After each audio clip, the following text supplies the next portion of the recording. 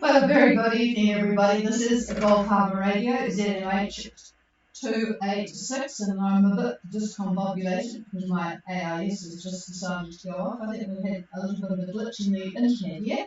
But this is Patricia and David, and well, this has been a decent day here in New Zealand, which is good because we had a few people arriving. 17 degrees it is at the moment, 1019. 10 knots of southwest wind and only 40% cloud cover, so all is good here. And if you'll just stand by one moment, I'll just try and reload my AIS. But anyway, a bit of news first of all from New Zealand. We have 65 cases of COVID today, 71 yesterday. Everyone admits it has gone berserk and it will get worse before it gets better. It's kind of ironic, isn't it, that all you folk that left for Fiji and have suffered hundreds of COVIDs up there are now going to be facing a bit of a blitz of COVID in New Zealand as Fiji comes right. What is planned for tomorrow? It's the whole vaccination problem, of course. Super Saturday is what it's called tomorrow, a big vaxathon. Those of you who are as long in the tooth as David and myself will remember the telethons that we had many, many moons ago. And now it's they've opened up the Avalon Studios in Lower Hutt, where television started in New Zealand. And that's going to be Vaccinathon Central. And there will be a big push to get vaccines into arms tomorrow because that's what's going to hold things up.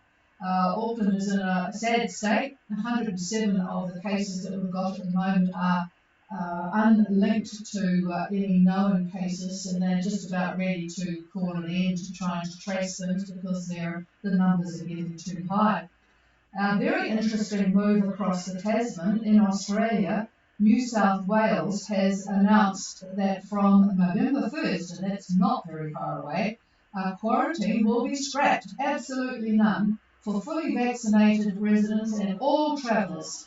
People will only be required to take a pre-departure test, as they are throughout the rest of the world, and show proof of full vaccination. So that's in Sydney, Australia, and that will be from November 1.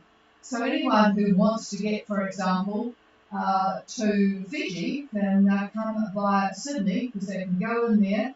If they are from a country that is not on Fiji's list, then they'll have to wait in Australia for 10 days and then go on from there. So pretty good news really for opening up to travel if you're prepared to take risks. Victoria has a big problem. They have had over 2,000 cases in the last 24 hours, 2,179 to be precise, and that's the second day in a row where they have had over 2,000 people. 6 deaths today, 11 yesterday, so I suspect that they're not going to be doing the same thing, well, not for a while anyway. We have lovely weather, as I said yesterday and today, and that's been quite good for the people that have arrived in New Zealand, and a big welcome to those folk. We have Site Office and Enola are on the Q dock. Barracuda is a beam Russell, and they're probably probably positioning themselves for the good old dock at the moment, the Q dock. So there'll be at least 3, and Venture Lady is about 3 hours away. Very good.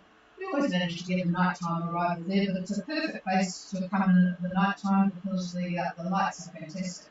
So Venture Lady will be in when they wake up in the morning, and it will be pretty decent weather. So that's all good.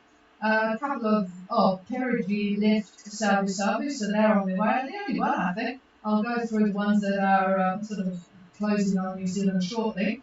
Pura Vida from Bora Bora, well, they're not doing too well because I think they've abandoned the boat and gone swimming. That was their last message anyway. And I noticed that they've just started up again doing 2.5 knots. I don't know whether they're looking for anyone that didn't get back on board.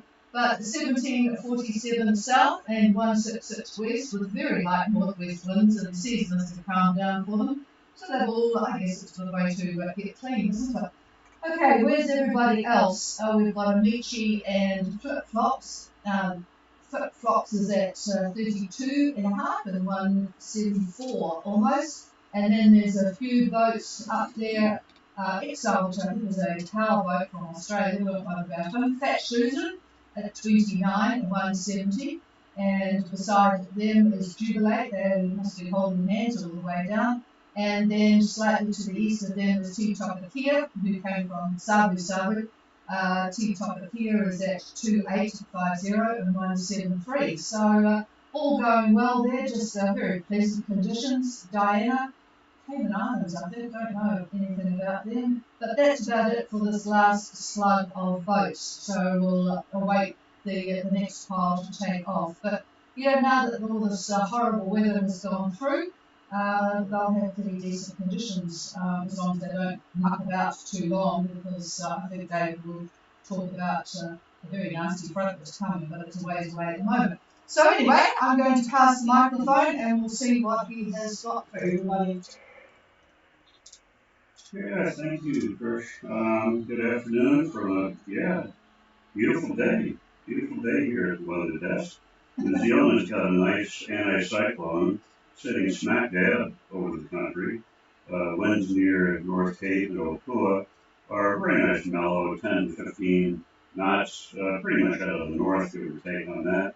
But all things come to an end as by Monday, the high drifts east as a cold front crosses the North Island with fresh northerlies early morning, starting early morning. By Tuesday afternoon, the front, I'll give you some a location of where the front axis will be by Tuesday afternoon. If you draw a mark at 35 south and 180 and run a line up in between the Loyalties and Vanuatu, that's the axis of the cold front on Tuesday. That area between Loyalties and Vanuatu is a very broad area of convection, and that's why it's covering these two groups. By Wednesday, the 20th, a very sharp 500 millibar trough.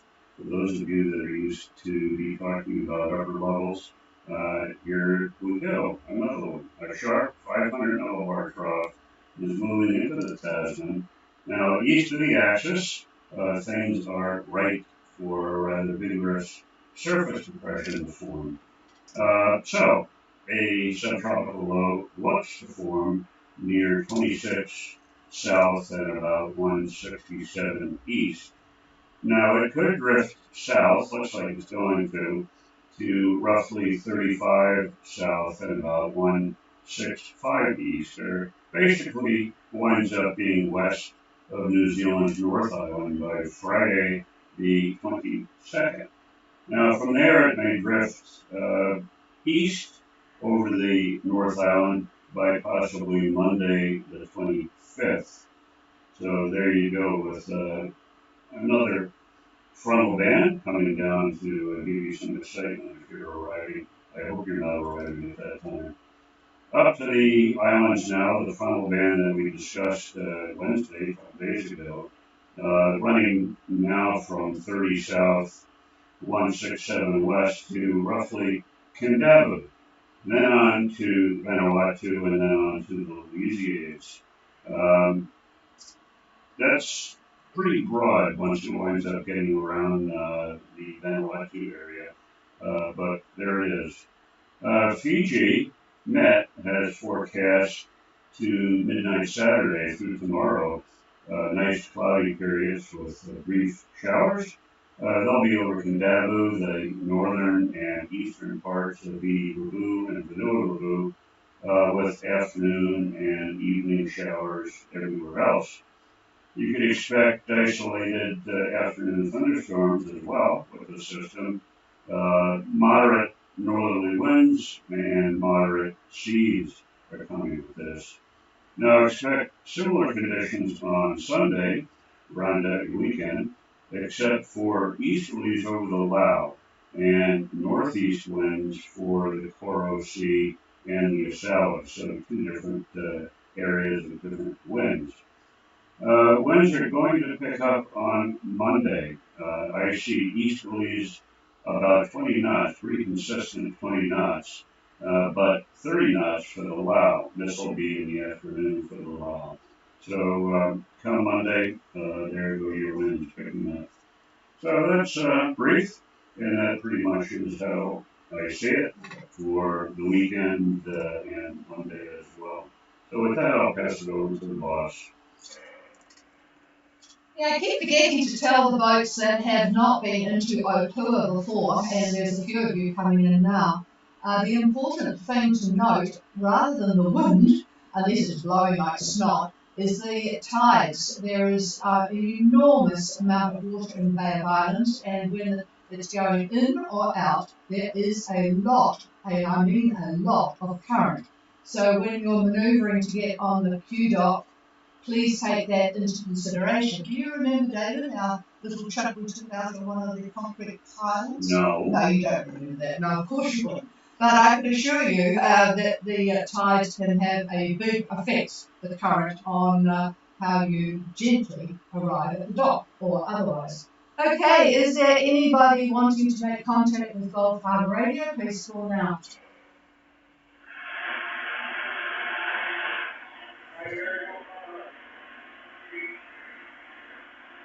Well, we can just hear you, Kerrigan. Not too great, but we do know that you left and that you are showing up really well on the AIS, and sounds like pretty pleasant conditions to leave for. Over.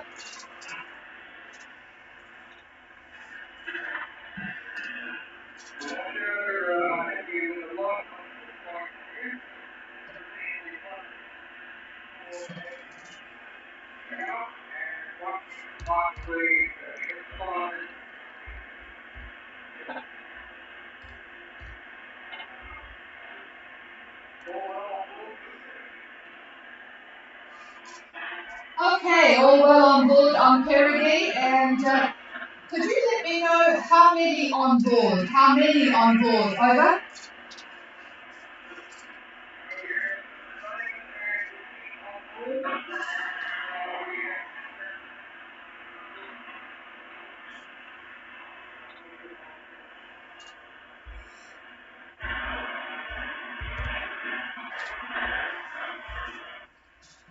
Okay, could you try that again? Give me the total on board. I've just turned off the preamp. There was too much noise. Tell me how many on board again. Sorry about that.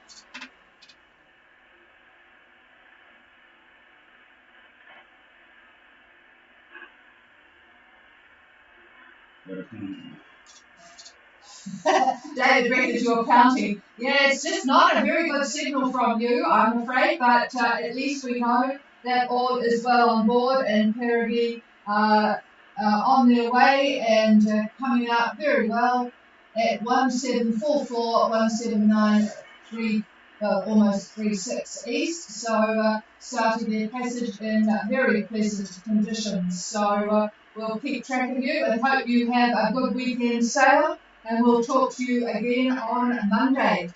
Is there anything else? Over.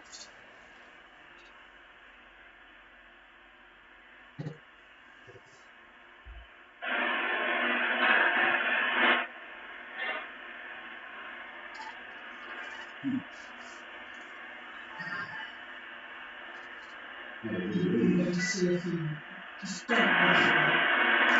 Does anybody have good copy on Kerrigan? Is there anybody still in Fiji perhaps that has good copy on Kerrigan? Please come now.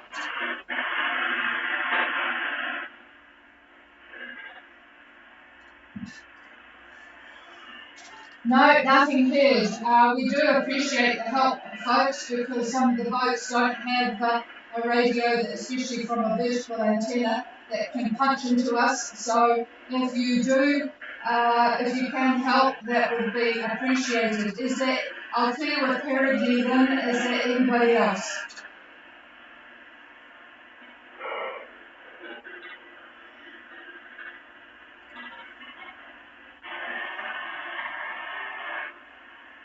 No, nothing heard, so we'll leave you all in peace for the weekend. If anyone wants the frequency, they can have it now. This is Gulf Harbour Radio, ZMH286. And with not hearing anybody, we will shut her down. Cheers all.